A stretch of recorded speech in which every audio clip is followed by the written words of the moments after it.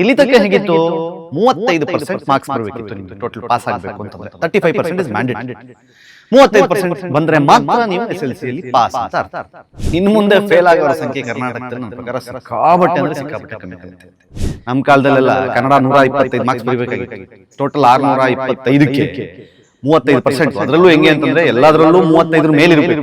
ಸಾಕಷ್ಟು ಜನ ಮನೆಗಳಲ್ಲಿ ಹಳ್ಳಿಗಳಲ್ಲಿ ಹೇಳ್ತಾರೆ, ನೋಡು ಪಾಸ್ ಆದ್ರೆ ಮುಂದೆ ಓದಿಸ್ತೀನಿ, ಫೇಲ್ ಆದ್ರೆ ನೀನ್ ಮತ್ತೆ ಬರೆಯೋದು ಅದು ಇದೆಲ್ಲ ಬೇಡ, ತಪ್ಪಿಗೆ ಕೆಲಸ ಮಾಡ್ಕೊಂಡಿರುವಂತ. ಒಂದು ಬಹಳ ಪ್ರಮುಖವಾಗಿ ಯೋಚನೆ ಮಾಡಬೇಕಾಗಿರೋದು ಏನಂತಂದ್ರೆ ಸರ್ಕಾರದ ಈ ನಿರ್ಧಾರದಿಂದಾಗಿ ಎಷ್ಟೋ ಜನ ಬದುಕು ಬದಲಾಗಿದೆ. ನೀವು ರಿಟರ್ನ್ ಅಲ್ಲಿ 80ಕ್ಕೆ ಬರೀ 13 ಮಾರ್ಕ್ಸ್ ತಗೊಂಡ್ರೆ ನೀವು ಪಾಸ್, ಬಟ್ ಸಪೋರ್ಟ್ ಇಲ್ಲದೆ ಇರೋ ಟೈಮ್ ನಲ್ಲಿ ಫೇಲ್ ಆದ್ರೆ ಮುಗಿತು ಬದುಕು ಅಂತ ಅಂದುಕೊಂಡವರ ಜಗತ್ತಲ್ಲಿ ಆ ತರಹದ ಮಕ್ಕಳಿಗೆ ಇದೊಂದು ವರ. ಹಾಯ್ ನಮಸ್ಕಾರ, ನಾನು ನಿಮ್ಮ ಕಿರಿಕೀರ್ತಿ. ಸ್ಪೀಡ್ ಪ್ಲಸ್ ಕರ್ನಾಟಕದ ವಿಶೇಷ ಕಾರ್ಯಕ್ರಮಕ್ಕೆ ಸ್ವಾಗತ. ಇವತ್ತೊಂದು ಅದ್ಭುತವಾದ ಸುದ್ದಿಯನ್ನು ನಾವು ಪತ್ರಿಕೆಯಲ್ಲಿ ನೋಡಿದ್ವಿ. ತಂದೆ ತಾಯಂದ್ರಿಗೆ, ಅದರಲ್ಲೂ ಈ ಪಾಪ SLC ಓದ್ತಿರೋ ಮಕ್ಕಳಿಗಂತೂ ಫುಲ್ ಖುಷಿ, ಸಂಭ್ರಮ. ಇನ್ನು ಮುಂದೆ ಫೇಲ್ ಆಗೋರ ಸಂಖ್ಯೆ ಕರ್ನಾಟಕದಲ್ಲಿ ನನ್ನ ಪ್ರಕಾರ ಸಿಕ್ಕಾಪಟ್ಟೆ ಅಂದರೆ ಸಿಕ್ಕಾಪಟ್ಟೆ ಕಮ್ಮಿ ಆಗುತ್ತೆ. ಸರ್ಕಾರ ಒಂದು ಹೊಸ ರೂಲ್ಸ್ ತರೋಕೆ ಯೋಚನೆ ಮಾಡ್ತಾ ಇದೆ. ಅಂದರೆ ಮಕ್ಕಳ ಭವಿಷ್ಯ ಚೆನ್ನಾಗಿರಬೇಕು, ಫ್ಯೂಚರಲ್ಲಿ SLCಯಲ್ಲಿ ಫೇಲ್ ಆಗಿಬಿಟ್ಟು ಅವ್ರ ಲೈಫ್ ಎಲ್ಲ ಟ್ರ್ಯಾಕ್ ಚೇಂಜ್ ಆಗಬಾರ್ದು ಅನ್ನೋ ಕಾರಣಕ್ಕೆ SSLC ಪಾಸಿಂಗ್ ಮಾರ್ಕ್ಸ್ನ ವಿಚಾರದಲ್ಲಿ ಒಂದು ಹೊಸ ರೂಲ್ಸನ್ನು ತರ್ತಾ ಇದ್ದಾರೆ. ಇಲ್ಲಿ ತನಕ ಹೇಗಿತ್ತು 35% ಮಾರ್ಕ್ಸ್ ಬರಬೇಕಿತ್ತು ನಿಮಗೆ ಟೋಟಲ್ ಪಾಸ್ ಆಗಬೇಕು ಅಂತಂದರೆ 35% ಇಸ್ ಮ್ಯಾಂಡೇಟ್ರಿ. 35% ಬಂದರೆ ಮಾತ್ರ ನೀವು SLCಯಲ್ಲಿ ಪಾಸ್ ಅಂತ ಅರ್ಥ. ಆದರೆ ಈಗ ಅದನ್ನು 33%ಗೆ ಇಳಿಸಿದ್ದಾರೆ. ಬ್ಯೂಟಿ ಏನು ಗೊತ್ತಾ, ಈ ಟೋಟಲ್ 100 ಮಾರ್ಕ್ಸ್ ಇರುತ್ತೆ ಅಂತ ಅಂದ್ಕೊಳ್ಳಿ, ಅದರಲ್ಲಿ 20 ಮಾರ್ಕ್ಸ್ ಇಂಟರ್ನಲ್ಸ್ ಇರುತ್ತೆ, ಇನ್ನು 80 ಮಾರ್ಕ್ಸು ರಿಟರ್ನ್ ಎಕ್ಸಾಮ್ ಇರುತ್ತೆ. ಇಂಟರ್ನಲ್ ಅಲ್ಲಿ 20 ಮಾರ್ಕ್ಸ್ ತಗೊಂಡು ನೀವು ರಿಟರ್ನ್ ಅಲ್ಲಿ 80ಕ್ಕೆ ಬರೀ 13 ಮಾರ್ಕ್ಸ್ ತಗೊಂಡ್ರೆ ನೀವು ಪಾಸ್. ಎಷ್ಟು ಚೆನ್ನಾಗಿದೆಯಲ್ಲ.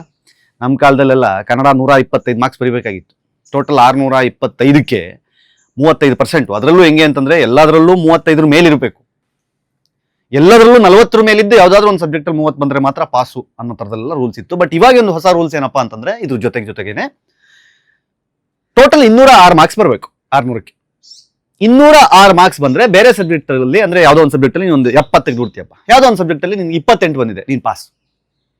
ಒಂದು ಸಬ್ಜೆಕ್ಟ್ ಫೇಲ್ ಆಗಿದ್ಯಾ ಅನ್ನೋ ಮ್ಯಾಟ್ರಲ್ಲಿ ಬರಲ್ಲ, ಟೋಟಲ್ 206 ಮಾರ್ಕ್ಸ್ ಬರ್ಬೇಕು ನಿಮಗೆ. ಸೊ ಈ ತರದೊಂದು ಹೊಸ ಕಾನೂನನ್ನ ಅಂದ್ರೆ ರೆಡಿ ಮಾಡಬೇಕು ಅಂತ ಹೇಳಿ, ತಿದ್ದುಪಡಿ ತರಬೇಕು ಅಂತ ಹೇಳಿ ಆಲ್ರೆಡಿ ಡಿಸೈಡ್ ಮಾಡಿದೆ ಸರ್ಕಾರ. ಆಕ್ಷೇಪಕ್ಕೆ ಆಲ್ರೆಡಿ ಕೇಳಿದೆ. ಯಾರಾದ್ರೂ ಅಬ್ಜೆಕ್ಷನ್ ಮಾಡೋದಿದ್ರೆ ಯಾಕೆ ಈ ತರ ಮಾಡ್ತಾ ಇದ್ದೀರಾ ಅಂತ ಕೇಳೋದಿದ್ರೆ ಕೇಳ್ಬೋದು. ಸ್ಕೂಲ್ಸ್ ಮಾಡ್ಬೋದು, ಅಥವಾ ಸ್ಕೂಲ್ಸ್ ಮಾಡಲ್ಲ, ಯಾಕಂದ್ರೆ ಅವ್ರಿಗೇನು ಪರ್ಸೆಂಟೇಜ್ ಬರಬೇಕು, ಜಾಸ್ತಿ ಜನ ಸ್ಕೂಲಿಂದ ಪಾಸ್ ಆಗಿ ಹೋಗ್ಬೇಕು ಅನ್ನೋ ಕಾರಣಕ್ಕೆ ಸ್ಕೂಲ್ನವ್ರು ಏನು ಕೇಳಲ್ಲ. ಪೇರೆಂಟ್ಸ್ಗಳು ಅಯ್ಯಪ್ಪ ನನ್ನ ಮಗ ಒಂದು SSC ಪಾಸ್ ಆದ್ರೆ ಸಾಕು ಅಂತ ಯೋಚನೆ ಮಾಡೋರು, ಅವ್ರೇನು ಅಬ್ಜೆಕ್ಷನ್ ಹಾಕಲ್ಲ. ಆದರೆ ತುಂಬ ರ್ಯಾಂಕ್ಗಳನ್ನು ತೆಗೆಯುವ 99% ತೆಗೆದು ಬೇಜಾರು ಮಾಡ್ಕೊಳ್ಳೋಂಥ ಕೆಲವರಿಗೆ ಇದು ಸ್ವಲ್ಪ ಕಷ್ಟ ಆಗ್ಬೋದು. ಯಾಕಂದರೆ ಈಸಿಯಾಗಿ ಎಲ್ಲರ ಥರ ಅವರು ಪಾಸ್ ಆದರೂ ನಾವು ಪಾಸ್ ಆದರೂ ಅನ್ನೋ ಥರ ಆಗ್ಬಿಡುತ್ತೆ ಅಂತ ಅವ್ರು ಯೋಚನೆಯನ್ನು ಮಾಡ್ಬೋದು. ಬಟ್ ಈಗ ಇಲ್ಲಿ ಒಂದು ಬಹಳ ಪ್ರಮುಖವಾಗಿ ಯೋಚನೆ ಮಾಡಬೇಕಾಗಿರೋದೇನು ಅಂತಂದರೆ ಸರ್ಕಾರದ ಈ ನಿರ್ಧಾರದಿಂದಾಗಿ ಎಷ್ಟೋ ಜನರ ಬದುಕು ಬದಲಾಗುತ್ತೆ.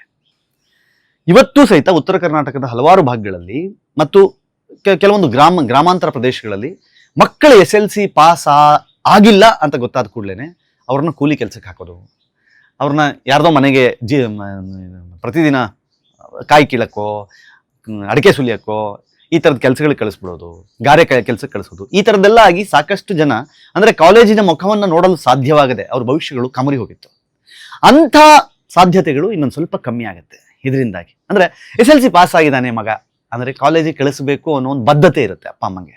ಫೇಲ್ ಆಗಿಬಿಟ್ರೆ ಆಲ್ರೆಡಿ ಫೇಲ್ ಆಗಿದ್ದಾನೆ, ಇವ್ನಿಗೆ ಏನು ಮಾಡಿ ಏನು ಬಂತು, ದುಡ್ಕೊಂಡಿರಲಿ, ತಿನ್ಕೊಂಡು ದುಡ್ಕೊಂಡು ಆರಾಮಾಗಿ ಮನೇಲಿ ಇರಲಿ ಅನ್ನೋ ಯೋಚನೆ ಬಂದ್ಬಿಡುತ್ತೆ. ಎಷ್ಟೋ ಜನ ಫೇಲ್ ಆದ ಅನ್ನೋ ಒಂದು ಕಾರಣಕ್ಕೆ ನೀಟಾಗಿ ಬೆಂಗಳೂರಿಗೋ ಮೈಸೂರಿಗೋ ಹುಬ್ಳಿಗೋ ಬಾಂಬೆಗೋ ಹೋಗಿ ಹೋಟ್ಲ್ಗಳಲ್ಲಿ ತಟ್ಟೆ ಲೋಟ ತೊಳೆಯೋದು, ಸಪ್ಲೈಯರ್ ಕೆಲಸಗಳನ್ನು ಮಾಡೋದನ್ನು ನೋಡಿದ್ದೀವಿ. ಅಂದರೆ ನಾನು ಹೇಳ್ತಿರೋದು ಆ ಕೆಲಸಗಳೆಲ್ಲ ಸಣ್ಣದು ಅಂತಲ್ಲ, ಆದರೆ ಏನೇನೋ ಆಗಬೇಕು ಅಂತ ಕನಸ್ಕೊಂಡವರು ಕೇವಲ 2 ಮಾರ್ಕ್ಸ್ 3 ಮಾರ್ಕ್ಸಲ್ಲಿ SLCಯನ್ನು ಕಳ್ಕೊಂಡು SLC ರಿಸಲ್ಟನ್ನು ಕಳ್ಕೊಂಡು ಎಕ್ಸಾಮ್ ಬರೆಯೋಕ್ಕೆ ಪ್ರಯತ್ನನೂ ಪಡದೆ ಸೊ ತಮ್ಮ ಭವಿಷ್ಯನ ಹಾಳು ಮಾಡ್ಕೊಂಡಿದ್ದಾರೆ. ಸಾಕಷ್ಟು ಜನ ಮನೆಗಳಲ್ಲಿ ಹಳ್ಳಿಗಳಲ್ಲಿ ಹೇಳ್ತಾರೆ, ನೋಡು ಪಾಸ್ ಆದರೆ ಮುಂದೆ ಓದಿಸ್ತೀನಿ, ಫೇಲ್ ಆದರೆ ನೀನು ಮತ್ತೆ ಬರೆಯೋದು ಅದು ಇದೆಲ್ಲ ಬೇಡ, ತೆಪ್ಪಗೆ ಕೆಲಸ ಮಾಡ್ಕೊಂಡಿರುವಂತ. ಸೊ ಆ ತರಹದ ಪರಿಸ್ಥಿತಿಯಲ್ಲಿದ್ದಂತಹ ಮಕ್ಕಳಿಗೆ ಈಗ ಒಂದು ಸ್ವಲ್ಪ ರಿಲೀಫ್ ಸಿಗುತ್ತೆ. ಯಾಕಂದರೆ ಬದುಕು ಕಟ್ಕೊಳ್ಳೋಕೆ ಅವಕಾಶ ಸಿಗುತ್ತೆ. ಈಗ ಸಾಕಷ್ಟು ಜನ ನೋಡಿದ್ದೀನಿ ನಾನು SSLCಯಲ್ಲಿ ಫೇಲ್ ಆಗಿ ಮತ್ತೆ ಎಕ್ಸಾಮ್ ಬರೆದು ಕಟ್ಕೊಂಡು ನಂತರ ಲೆಕ್ಚರರ್ ಆಗುವ ತನಕ ಸಾಧನೆಯನ್ನು ಮಾಡಿರುವವನು ನಾನು ನೋಡಿದ್ದೀನಿ ಹತ್ತಿರದಿಂದ. ಸೊ ಹಾಗಾಗಿ ಅವಕಾಶ ಇದ್ದಾಗ ಮಕ್ಕಳು ಮತ್ತೆ ಬರೆದು ಪಾಸ್ ಮಾಡಿಕೊಂಡು ಮನೆಯವ್ರ ಸಪೋರ್ಟಿಂದ ಮುಂದೆ ಹೋಗಿದ್ದಿದೆ. ಬಟ್ ಸಪೋರ್ಟ್ ಇಲ್ಲದೆ ಇರೋ ಟೈಮ್ನಲ್ಲಿ ಫೇಲ್ ಆದರೆ ಮುಗೀತು ಬದುಕು ಅಂತ ಅಂದುಕೊಂಡವರ ಜಗತ್ತಲ್ಲಿ ಆ ತರಹದ ಮಕ್ಕಳಿಗೆ ಇದೊಂದು ವರ. ಸೊ ಹಾಗಾಗಿ ಕರ್ನಾಟಕ ಸರ್ಕಾರದ ಈ ನಿರ್ಧಾರವನ್ನ ನಿಜವಾಗ್ಲೂ ಒಪ್ಪಬೇಕು. CBSE ಅಲ್ಲಿ ಈ ತರದೊಂದು ಮೆಥಡಾಲಜಿ ಇತ್ತು ಅಂದ್ರೆ ಎಕ್ಸಾಕ್ಟ್ ಇದೇ ತರ ಅಲ್ಲ, ಹತ್ರ ಸ್ಕೋರಿಂಗ್ ಪ್ಯಾಟರ್ನ್ ಹಿಂಗೆ ಇತ್ತು. ನಾವಿರ್ಬೇಕಾದ್ರೆ ಇಂಟರ್ನಲ್ಸ್ ಎಲ್ಲ ಇರಲಿಲ್ಲ, ಅಷ್ಟಕ್ಕಷ್ಟು ನಾವು ರಿಟರ್ನ್ ಅಲ್ಲೇ ಬರೀಬೇಕಾಗಿತ್ತು. ಈಗ ಇಂಟರ್ನಲ್ಸ್ ಚೆನ್ನಾಗಿದ್ರೆ ಅಂದ್ರೆ ಅಟೆಂಡೆನ್ಸ್ ಫಾಲೋ ಮಾಡ್ತಾರೆ, ಲೆಕ್ಚರ್ಗಳ ಜೊತೆ ಚೆನ್ನಾಗಿರ್ತಾರೆ, ಅವರ ಸಂಬಂಧಗಳು ಚೆನ್ನಾಗಿರ್ತವೆ. ಸೊ ಆ ಕಾರಣಕ್ಕೋಸ್ಕರ ಇಂಟರ್ನಲ್ಸು ತುಂಬ ಮ್ಯಾಟ್ರ್ ಆಗುತ್ತೆ. ನನ್ನ ಶಾಲೆಯ ಮಕ್ಕಳು ಚೆನ್ನಾಗಿ ಓದಲಿ, ಚೆನ್ನಾಗಿ ಬರೀಲಿ, ಪಾಸ್ ಆಗಲಿ ಅನ್ನೋ ಕಾರಣಕ್ಕೆ ಸ್ವಲ್ಪ ಇಂಟರ್ನಲ್ಸ್ನಲ್ಲಿ ಪುಷ್ ಮಾಡಿದ್ರೆ ಆ ಮಕ್ಕಳು ಹೆಂಗೋ ರಿಟರ್ನ್ ಎಕ್ಸಾಮಲ್ಲಿ ಒಂದು 13, 15, 20, 25 ತಗೊಂಡು ತಮ್ಮ ಬದುಕನ್ನು ತಾವು ಕಟ್ಕೋತಾರೆ ಅನ್ನೋದು ನನ್ನ ಆಲೋಚನೆ. ನಿಮ್ಗೇನು ಅನ್ಸುತ್ತೆ ಕಮೆಂಟ್ ಮಾಡಿ ಹೇಳಿ. ನೋಡ್ತಾ ಇರಿ ಸ್ಪೀಡ್ ಪ್ಲಸ್ ಕರ್ನಾಟಕ. ಇದು ನಿಮ್ಮಿಂದ ನಿಮಗಾಗಿ, ನಿಮಗೋಸ್ಕರ.